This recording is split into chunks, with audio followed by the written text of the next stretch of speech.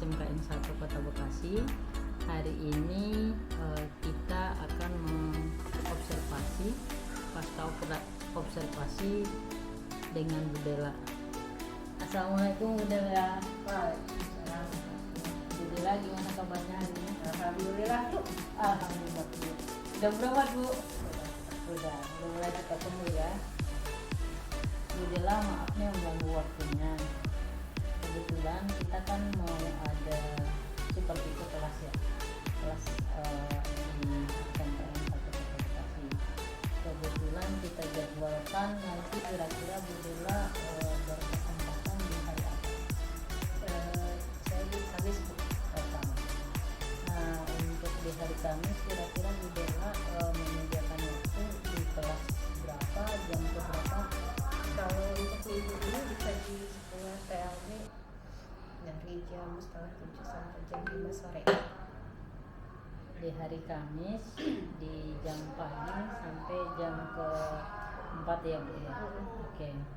Nah, kira-kira nanti Ibu mata pelajaran atau tujuan pembelajaran yang akan disampaikan atau Kalau minggu ini udah masuk ke struktur dasar HTML sebagai bagian dari pemrograman. Nah, nanti yang mau disampaikan itu adalah anak-anak bisa membuat struktur dasar HTML, kemudian bisa mempraktekannya di editor offline. Nah, berarti struktur dasar tentang HTML.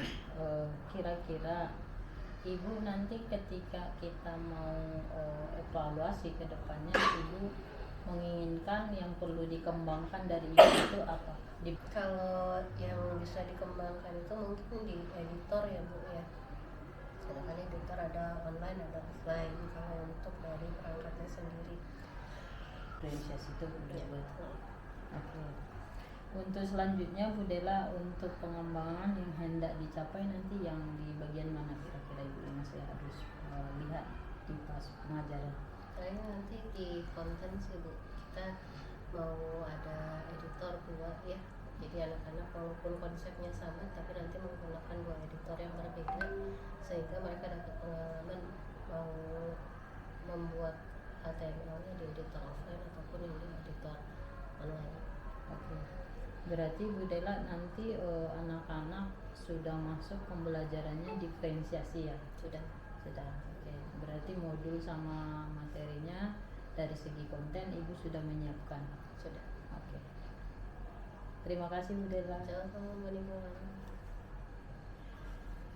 Dah.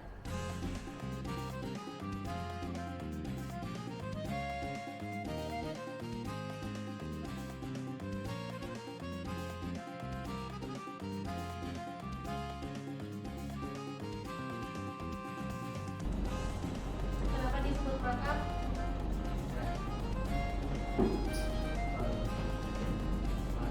Bukan, yang belakang sana.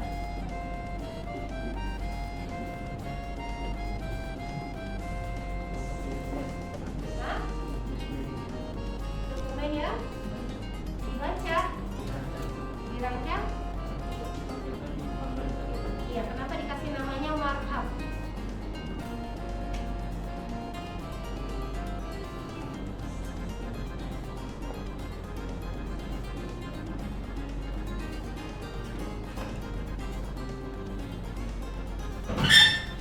Kenapa dikasih namanya hypertext markup? Markup apa markup?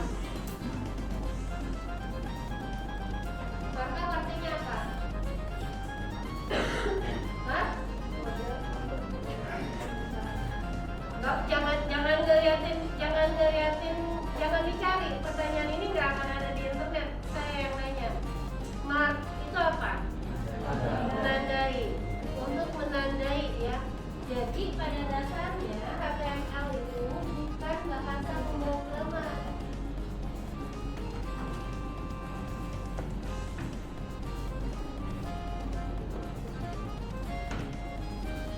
Jadi kalau dibilang HTML bahasa pemrograman bukan.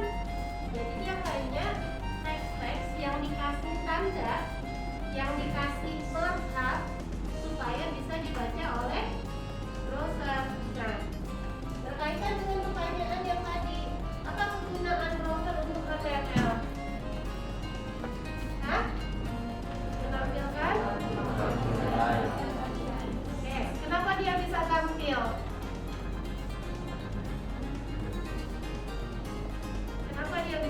tampil. Aku bikin HTML nih. HTML bentuknya kan teks ya. Teks. Terus bisa tampil di browser ya. Gitu kan? Ini dari teks ditampilkan di browser. Jadi apa itu browser? Hah? Apa? Mencari dan menemukan informasi itu search engine. Proses? Siapa yang ngomong proses tadi? Apa? Proses kode HTML. Oke, ya. Di sini ada proses. Memproses kode HTML, jadi tampilan artinya apa? Ini dia akan menerjemahkan. Diterjemahin tadinya proses ya, ada proses menerjemahkan teks-teks HTML jadi tampilan yang bisa dibaca oleh user. Kan user nggak semuanya ngerti teks, ya. Paham ya sampai sini ya? Paham. Nah, sekarang kita balik ke HTML. Nah, HTML ini ditandai dengan yang namanya tag. Jadi yang tadi kita bilang markup itu diapit dengan tanda kurung siku. Tanda kurung siku ya, bukan tanda kurung yang kayak gini. Nggak boleh kamu ganti sama tanda kurung yang ini. Nggak boleh kamu ganti sama yang ini, nggak boleh. Harus tanda kurungnya tanda kurung siku. Nah, tanda kurung siku ini berpasangan. Kalau ada tag buka, ini yang namanya tag tutup. Jadi kalau saya bilang ini adalah tag buka, ini yang namanya tag tutup. Berpasangan ya. Ingat apa yang sudah berpasangan nggak boleh kamu pisahkan. Artinya kalau kamu buat tag buka langsung buat tag tutupnya. Nah, HTML itu tidak case sensitif. Apa itu case sensitif?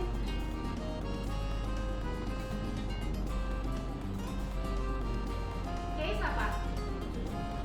Oke, dalam Excel kayak ini boleh. Mau tulis HTML ini boleh. Kamu mau tulis HTML boleh. Kamu mau tulis HTML boleh. Yang nggak boleh kalau misalnya teksnya kamu ganti dengan angka. Misalnya tes, ini nggak boleh kamu ganti dengan H34D. Nggak boleh. Kalau bertulisan huruf kecil dia nggak ngaruh. Oke, kita nanti ya. Nah, ada yang namanya struktur dasar HTML. Ada yang pernah tahu?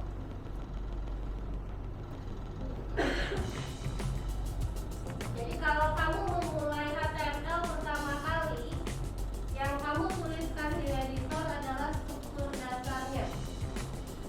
Sama kayak di mana? Di Google Docs, ya, Google Sheet. Kan begitu kamu buat, kamu kasih nama dulu ya. Jadi nanti buat dulu struktur dasarnya, nanti langsung dikasih nama. Namanya ekstensinya harus di belakangnya adalah HTML. Ya, nanti kita contohin. Nah, struktur dasar HTML itu apa aja? Struktur dasar HTML itu terdiri dari tag buka HTML, nanti ada tag tutup HTML-nya. Terus di sini ada tag buka head. Ini ada tag tutup head.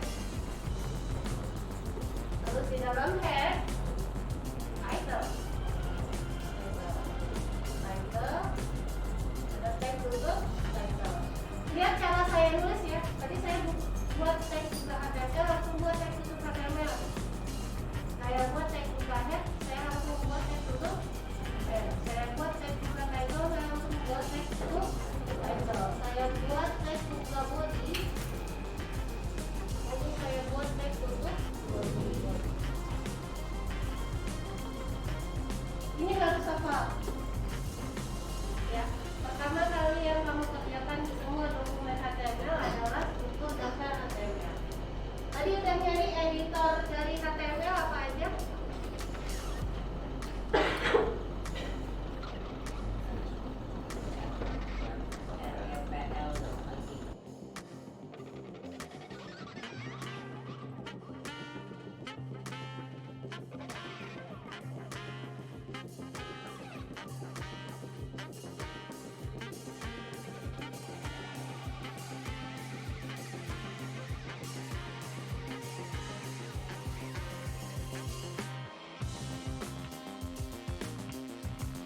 Bismillahirrahmanirrahim. Assalamualaikum warahmatullahi wabarakatuh.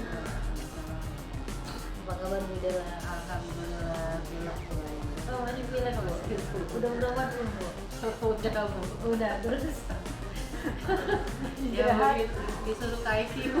Oh enggak, terus gak mau dirawat? Enggak. Oh gitu. Jadi takut sama dokternya atau gimana? Atau kerjaan lu Bu? Bukan, dokternya nggak ganteng aja sih. Oh gitu. Oke siap. Udah lah, maaf nih mengganggu waktunya. Kebetulan kita kemarin udah praobservasi sama observasi di kelas ya tentang pembelajaran dasar-dasar program keahlian di RPL. Nah, ada yang perlu saya tanyakan adalah ini tentang apa yang sudah dilakukan pada saat mengajar yang menjadi indikator ketercapaian pengembangan yang diinginkan gitu. Gimana Bu? Kalau ketercapaian indikator dilihat dari proses pembelajaran ya Bu ya. Kalau saya sih menganggapnya sudah tercapai, karena kalau dari lihat asesmen terakhir anak-anak di pertemuan hari itu ya rata-ratanya sudah di atas 80%. Jadi dari soal yang diberikan melalui kuisis itu anak-anak sudah capai 80% ke atas. Jadi kalau dibilang indikatornya tercapai atau tidak, ya saya bilang tercapai. Berarti Ibu melihat tercapainya itu dari asesmen ya? Dari asesmen. Asesmen. Kemarin kan kita materinya itu tentang HTML ya. Nah untuk ukuran standar berhasilnya itu di HTML itu melihatnya cara asesmennya di siswa gimana? Yang pertama sih siswa harus bisa membuat struktur dasar dulu ya. Jadi kan kemarin itu memang materinya belum luas ke HTML keseluruhan, baru sebagian kecil, baru di struktur dasar. Nah kalau siswa sudah mampu membuat struktur dasar secara lengkap sesuai dengan standar internasional, baik melalui editor online ataupun editor offline, ya itu udah dianggap suatu keberhasilan gitu ya. Kemudian siswa juga sudah memahami apa itu tag, apa itu atribut-atribut yang di dalam tag.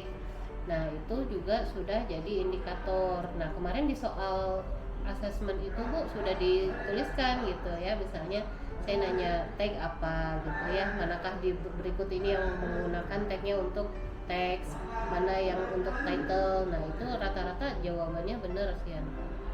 Oke, berarti istilahnya struktur dasar yang dimiliki si anak tersebut ada tadi perintahnya itu tag, ada atribut, ada title, ada macam-macam Bu, ada ada body, ada body ada dan head, sebagainya. iya macam banyak itu. Jadi kalau misalnya anak-anak itu sudah bisa membuat atau prakteknya tentang HTML tersebut, berarti standarnya tujuan tersebut sudah tercapai ya? Iya, untuk hari itu. Untuk hari itu, untuk pertemuan itu. Pertemuan itu. Oke, siap. Kemarin kan Bu Dela pas waktu di kelas itu ada, saya lihat itu anak-anak itu terlalu tegang. Nah kira-kira itu tegangnya kenapa? Kayaknya ke faktor ibu juga. Jadi memang kan anak-anak pada saat ibu masuk tidak saya briefing ya. Oke. Saya nggak ngasih tahu bahwa saya yang akan dinilai gitu, bukan mereka yang dinilai. Jadi ketika ada orang lain masuk, mereka nganggapnya mereka yang dinilai, jadi mereka tegang. Padahal yang dinilai kan saya. Nah itu sih setelah ibu keluar kelas ya cair lagi gitu, menurut saya gitu ya. Menurut saya sih cair lagi. Kemudian kemarin pas waktu di paparan materi Bu Dela itu ada, saya lihat ada nyampai materi antara implementasi di lapangan itu kan ada tag-tag itu. Kemarin saya lihat itu ada yang pasang-pasangan gitu materinya itu. Maksudnya itu seperti apa? Iya, ya memang kalau ke anak-anak mah harus nyeleneh Bu. Maksudnya kita nggak bisa ngasih contoh yang saya nggak bisa ngasih contoh ini tag harus buka tutup gitu ya. Saya kadang-kadang suka saya bercandain, ini tag berpasangan ya, kalau ada tag buka berarti ada tag tutup, apa yang berpasangan tidak boleh dipisahkan gitu ya sama kalian gitu. Jadi kalau sudah ada tag buka langsung bikin tag tutupnya, itu biasanya anak-anak ketawa Bu gitu kan, mereka jadi mereka ingat, oh tag itu berpasangan, ada buka, ada tutupnya gitu. Terus mengenai ada tag-tag yang tidak memiliki tag tutup kan, saya bilang ini tag jomblo, saya bilang gitu. Ini tag jomblo dari zaman saya belajar sampai sekarang nggak ada tag tutupnya. Saya nggak tahu apakah gagal move on atau gimana. Itu anak-anak biasanya ketawa lagi Bu.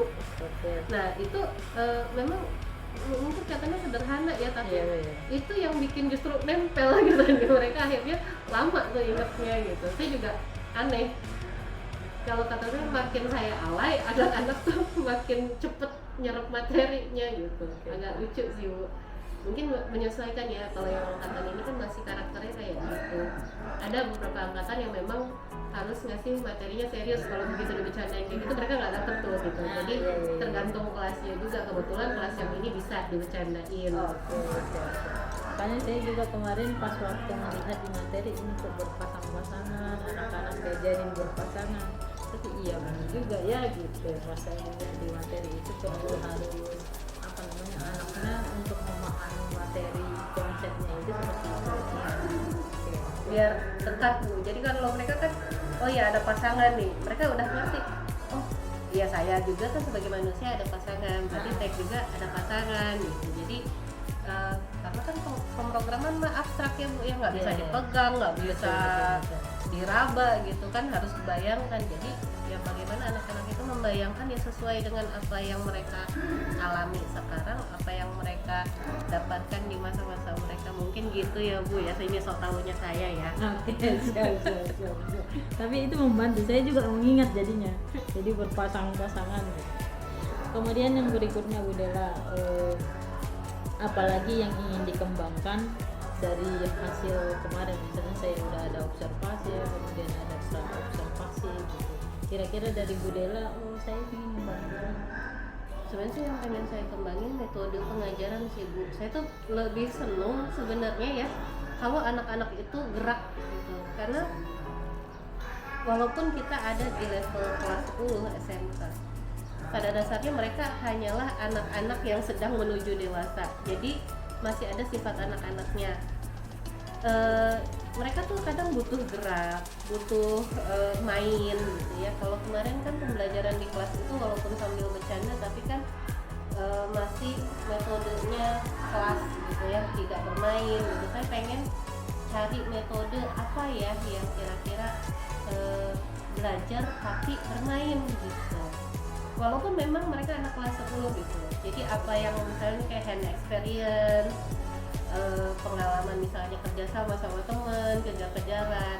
Kalau dulu kan kita pernah ya bikin itu Bu, dulu yang waktu kita ke Australia ya, ada QR code counter kan ya. Oh iya, okay. Nah itu tuh saya pengen pakai itu lagi gitu. Cuma kan memang persiapan untuk membuat satu metode pengajaran itu kan tidak sebentar ya. Betul. Harus dievaluasi berkali-kali, dan sayangnya sampai saat ini belum sempat.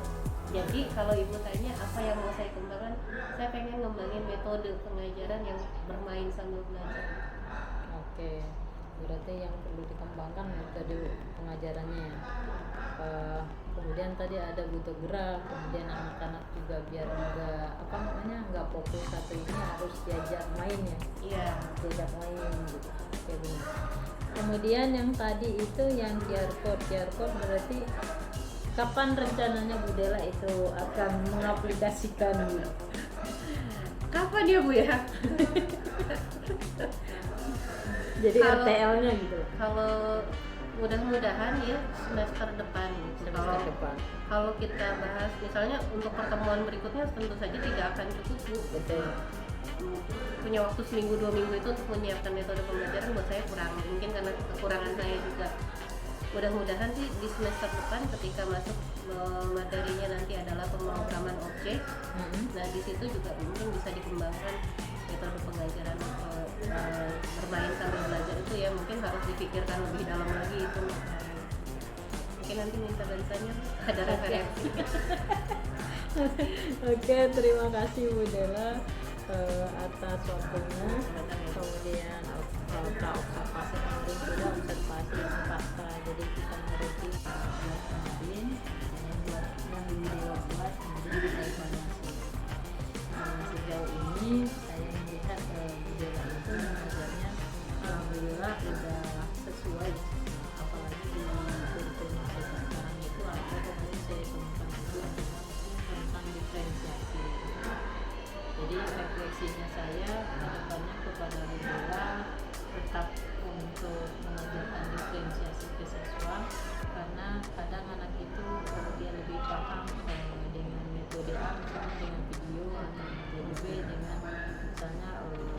tutorial gitu ya. Jadi itu kemarin itu yang saya bilang. Terima kasih Bu Dela atas waktunya. Kita masukannya terus ya. Oke, siap. Semangat terus Bu. Semangat Bu. Oke, terima kasih. Assalamualaikum warahmatullahi wabarakatuh. Perkenalkan saya Bu Nikma dari SMKN 1 Kota Bekasi. Hari ini kita akan melakukan pasca observasi yang kemarin kita sudah melakukan pra-observasi dan observasi di kelas.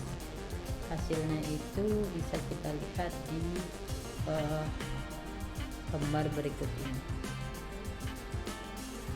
Oke, ini merupakan hasil lembar kerja dari pra-observasi, dan di sini tujuan pembelajarannya itu siswa memahami struktur dasar HTML, kemudian siswa mampu mempraktekkan struktur dasar HTML pada editor offline, kemudian siswa mampu mempraktekkan struktur dasar secara online. Jadi kompetensinya ini mengarah ke memahami algoritma pemrograman. Kemudian yang berikutnya itu adalah area pengembangan yang hendak saya capai itu di Bu Dela nanti itu beliau mengatakan konten pembelajarannya dari kontennya itu apakah online sama offline gitu. Kemudian strateginya itu yang dipersiapkan Bu Dela ada asesmen awal, ada diskusi, ada pemaparan, ada praktik. Kemudian catatan khusus dari saya sebagai supervisor adalah pas ketika masuk itu anak-anak sepertinya tegang dalam memulai pembelajaran. Kemudian administrasi sudah dipersiapkan Bu Dela, yaitu yang ini. Administrasinya udah lengkap. Kemudian pada saat observasi ini aspek strategi pengembangan adalah di media pembelajaran sudah sesuai dengan administrasi pembelajaran. Terus aspek yang kedua yang saya nilai itu adalah di konten pembelajaran diferensiasi. Catatannya kalau media pembelajaran itu udah sesuai dengan kurikulum Merdeka pengamatan saya. Kemudian yang kedua menggunakan dua aplikasi HTML yaitu Notepad sama C++ gitu. Bedanya itu apa gitu? Bedanya itu kemarin saya dengar dari Bu Dela penjelasannya pas waktu pemaparan materi di kelas adalah Notepad itu tidak ada line-nya atau barisnya, tidak ada baris keberapa, tapi di C++ itu ada line-nya, baris ke 1, 2 sampai sekian gitu. Kalau di Notepad itu dia membiasakan anak-anak supaya memahami kesalahan atau errornya di mana. Catatan tambahan, materi yang disampaikan sudah sesuai dengan implementasi sehari-hari di kelas dan mudah dipahami oleh siswa. Kemudian percakapan pasca operasi di sini tadi kita sudah melakukan pasca observasi. Ini ada beberapa catatan. Guru memberikan review, siswa diminta untuk merangkum pembelajaran. RTL-nya pengembangannya itu penugasan atau pengembangan materi CSS. Dan ini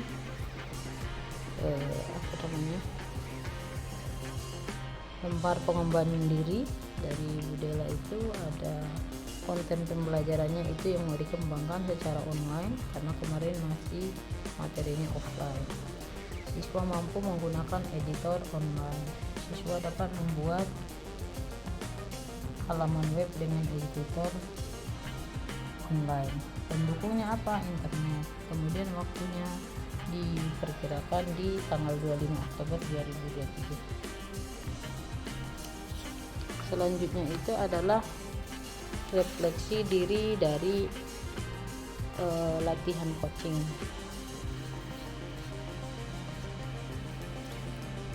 Di sini saya lihat bahwa administrasi guru sudah dipersiapkan oleh guru sebelum KPM.